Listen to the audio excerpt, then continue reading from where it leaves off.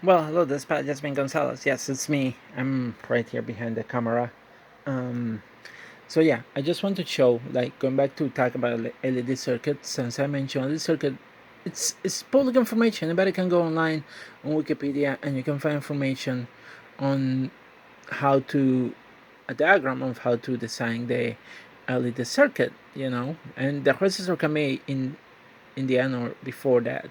So you can also purchase parts like breadboards and LED lights and resistor online on Amazon. I got this breadboard and those LED from Amazon. They came out in this amazing kit, electronics phone kit. Anybody can get this on Amazon.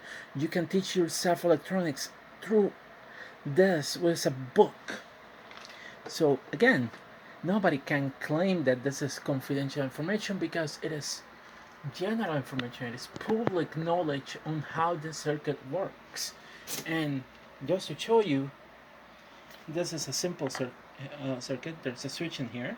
It's a toggle switch. I got this one in Walmart. Right now it's in the off position. But if I flip the switch, put it in the on position, let me go